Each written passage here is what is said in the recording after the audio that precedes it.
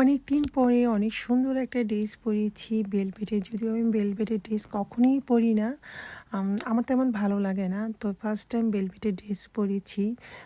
আপনাদের কাছে কেমন লেগেছে ড্রেসটা দেখে অবশ্যই কমেন্ট করে জানাবেন। যদিও আমার কাছে আহামরি ওরকম ভালো লাগে নাই। আপনাদের কাছে কেমন লেগেছে অবশ্যই আপনারা সবাই কমেন্ট করে জানাবেন। আর অনেক দিন পরে একটা দাওয়াতে যাচ্ছি। এই দাওয়াতটা আমাদের আগে থেকে দেওয়া ছিল আর কি, আসলে যাব করে যাওয়া হচ্ছে না। তো আমার এক ফ্রেন্ডের ফুফুর বাসায়, তো এখন এই সপ্তাহ না গেলে নাই হয়, তো সেই জন্য যাচ্ছি। আসসালামু আলাইকুম সবাইকে, সবাই কেমন আছেন? আশা করি ভালো আছেন। তো এখন রাত্রিবেলা হঠাৎ করে আর কি ভাবলাম একটু ক্যামেরার সামনে আসি।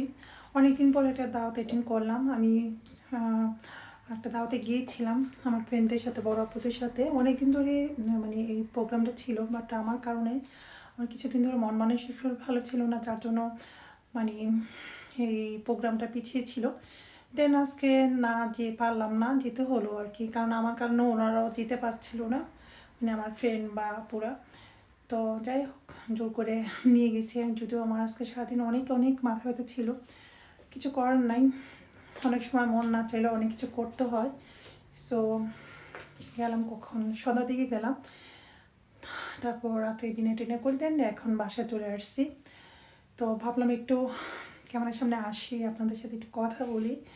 তো তাড়াহুড়ো করে রেডি হয়ে গিয়েছে, কারণ আমার কোনো তো যাই হোক, ফাইনালি আমরা বাসা থেকে বের হয়ে পড়েছি, ট্যাক্সির মধ্যে উঠে গিয়েছি। যাওয়ার সময় আমি আমার ফ্রেন্ড ট্যাক্সি দিয়ে যাওয়া হয়েছিল ফুফুর বাসায়।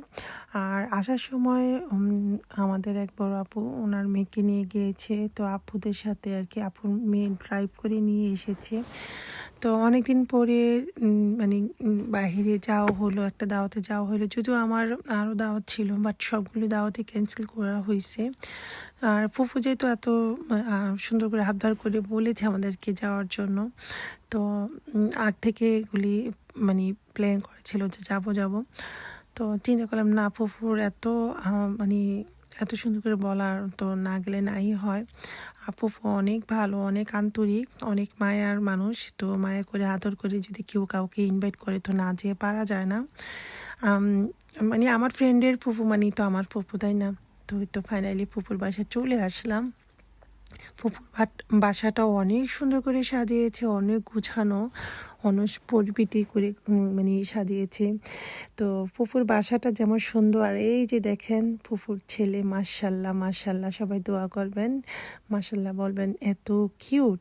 আমি মানে আমার ফ্রেন্ড ফুফুর সাথে কথা বলতেছিল, তো আমি আবার ওর সাথে একটু খেলা করতেছিলাম, মজা করতেছিলাম। ও অনেকগুলো খেলনা আমাকে বের করে করে দেখাচ্ছে।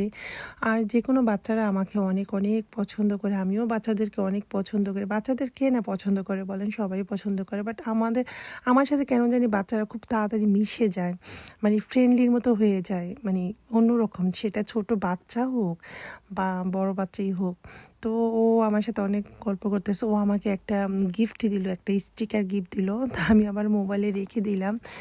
এত মানে 5 মিনিটের মধ্যে ও আমার সাথে এতটা মিশে গিয়েছে, কি বলবো মানে আসলে মাশাল্লাহ অনেক কিউট একটা বেবি। পুপুর বাসাটা আমি আসলে ওইভাবে, আমি কারো বাসা গেলে ওইভাবে ভিডিও করি না, জাস্ট সিটি রুম থেকে একটু ভিডিও করলাম। ওর সাথে যখন আমি খেলা করতেছিলাম, মানে মজা করতেছিলাম, ওর খেলনাগুলো বের করে করে দেখাচ্ছে। তা আমাকে বলো তুমি একটা স্টিকার রাখো, আমি বলছি নাই, যে দেখেন স্টিকারটা দিল, তো আমি আমার মোবাইলে রেখে দিছি। তো বলো নেওয়ার জন্য। আর ফুফু এত এত আইটেম রান্না বান্না করছে। ফার্স্টে তো আমার মাথা ব্যথা ছিল, আমি আমার ফ্রেন্ড আগে চলে গেছি, আপুরা পরে গেছে। যাওয়ার পরে ফুফুকে বললাম, ফুফু আমার মাথা ব্যথা করতেছে, চা দেন। ফুফু চা দিল, বিস্কিট দিল। ওটা চা খাওয়ার পরে তারপরে একটু আড্ডা দিলাম, পরে আপুরা আসলো, তারপর আমরা খেতে বসলাম। এত এত আইটেম করেছি, এত কষ্ট করে, মানে আমি গুনে শেষ করতে পারবো না। রোস্ট ছিল, ডিম ছিল, দেন খাসির রেজালা ছিল, গরু মাংস ভুনা ছিল, তারপর আবার গরু মাংস দিয়ে আরেক, আই থিঙ্ক মেবি গরু মাংস না খাসির মাংস, আবার চানা ডাল দিয়ে রান্না করেছি। মূলা শাক ছিল, করলা ভাজি ছিল, অনেক আইটেমের ভর্তা ছিল, কলার থোড়ের ভর্তা ছিল, চিংড়ি মাছের ভর্তা, আরও অনেক অনেক আইটেমের ভর্তা ছিল। চাটনি ছিল, তারপর মূলা তরকারি একটা বড় একটা মাছ দিয়ে রান্না করেছে, তারপরে আরেকটা কী জানি টক রান্না করেছে। মানে বললাম না, আমি গুণে কুলাতে পারবো না, আমি এতগুলো খাবার খাওয়া হয়নি, কয়েকটা মিসিং করেছি, কারণ একসাথে এত কিছু খাওয়া যায় না। এত কষ্ট করে মানুষ কীভাবে রান্না বান্না করে, ঠিক আছে, মানুষ সবাই যারা আপ্যায়ন করে কষ্ট হয় সবারই, বাট ফুফু এত আইটেম করেছে একার হাতে, সো টাফ। বিদেশে বাড়ি করে এত কিছু করা একা একা সো টাফ। তো ফুফুর বান্ধবীও এসেছিলো, আমরা সবাই একসাথে খাওয়া দাওয়া করলাম। তারপর আপুর সাথে আপুরা আবার একটা ফ্রেন্ড এসেছে সালমা আপু, তো সবাই অনেক আনন্দ করেছি, খাওয়া দাওয়া করেছি, অনেক ফান করলাম, মজা করলাম। আর সাথে তো সালাড টালাদ এগুলো তো ছিলই। আর খাওয়া দাওয়া করার পরে ফুফু আবার পুডিং, শ্যামাই, মিষ্টি, মানে অনেক কিছু ডেজার্ট আমাদেরকে দিলে আমরা ওইগুলো খেলাম। তারপরে খাওয়া দাওয়া করার পরে আমরা আবার বাসায় চলে যাচ্ছি। থ্যাংক ইউ সো মাচ ফুফু, এত এত মজা কষ্ট করে মজার রান্না করে খাওয়ানোর জন্য, আর এত ভালোবাসা দিচ্ছেন, আজীবন মনে থাকবে। সত্যি কথা, আজীবন মনে থাকবে। আসলে এটাই মানুষের মনে রাখার মতো, কারো কেউ যদি এত ভালোবাসা দেখায়, তাই না? খাওয়া দাওয়া তো বড় কথা না, বড় কথা হলো মানুষের এত আন্তরিক, এত ভালোবাসা থাকে যার মধ্যে। সো দোয়া রইল ফুফু আপনার জন্য, আপনার ফ্যামিলির জন্য, আল্লাহ যেন আপনাকে সবসময় ভালো রাখে, সুস্থ রাখে, এই আর কি। তো আমরা খাওয়া দাওয়া করার পরে কিছুক্ষণ আড্ডা দিলাম, তো অনেক রাতও হয়ে যাচ্ছে, ছেলেকে বাসায় রেখে গেছে, আমার একটা টেনশন। তো আমি পরে আপুদেরকে বললাম আপু চলো, তো আপুর বড় মেয়ে, ও আবার ড্রাইভ করে আমাদেরকে নিয়ে যাচ্ছে বাসায়, আমাদেরকে ড্রপ মানে নামিয়ে দিয়ে আমাকে আমার ফ্রেন্ডকে, যেহেতু আমার ফ্রেন্ডের বাসাও কাছে, আমাদেরকে নামিয়ে দিয়ে আপু আবার চলে যাবে। তো আমরা গাড়ির মধ্যে অনেক মজা করতেছিলাম, সং চলতেছিল, আমরা এনজয় করতেছিলাম। আসলে কপিরাইট হয়ে যাবে দেখে রিয়েল ভয়েস, বা যেহেতু সং চলতেছে তো আমার কপিরাইট হয়ে যাবে, সেই জন্য আমরা রিয়েল ইয়েগুলি রাখি না, ভয়েসগুলি। আমি এখন বয়সটা দিচ্ছি আর কি। তো যাই হোক, সবার জন্য মন থেকে দোয়া রইল, ভালোবাসা রইল, আল্লাহ যেন সবাইকে ভালো রাখে, সুস্থ রাখে। আর আমার জন্য, আমার ফ্যামিলির জন্য সবাই দোয়া করবেন, আমিও সবার জন্য দোয়া করি, আল্লাহ যেন সবাইকে ভালো রাখে, সুস্থ রাখে।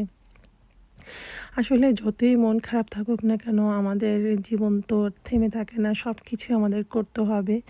তো আমিও আস্তে আস্তে স্ট্রং হওয়ার চেষ্টা করতেছি, মানে চেষ্টা করতেছি যে না, কাজকর্ম করতে হবে, বাইরেও যেতে হবে, সবার সাথে মিশতে হবে, চলতে হবে, না তো একা একা থাকলে আরও মাইন্ড জিনিসটা ওইটা মানে হয়ে যাবে।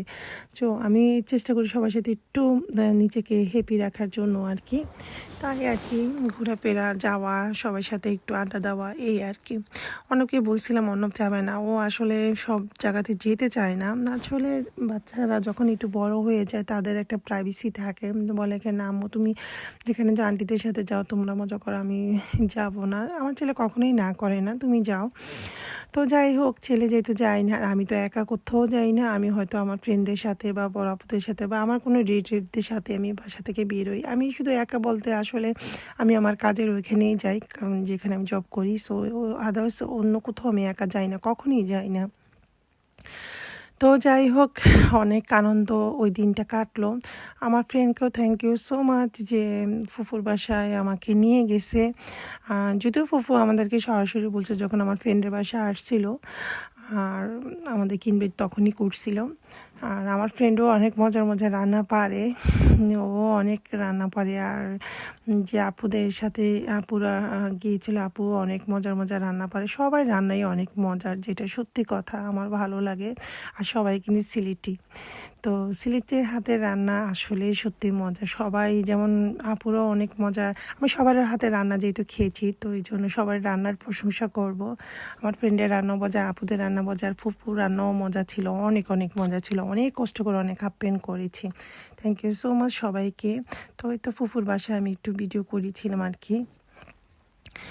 তো যাই হোক, আমরা কিন্তু গাড়ির মধ্যে অনেক আড্ডা দিচ্ছিলাম, মজা করতেছিলাম, ফান করতেছিলাম, আর সাথে তো গান চলতেছিল, মানে আপুর মেয়ে গান লাগিয়ে রাখছিল। আমি তো ওইগুলো মানে করলাম, স্কিপ করলাম, কপিরাইট হয়ে যাবে তাই।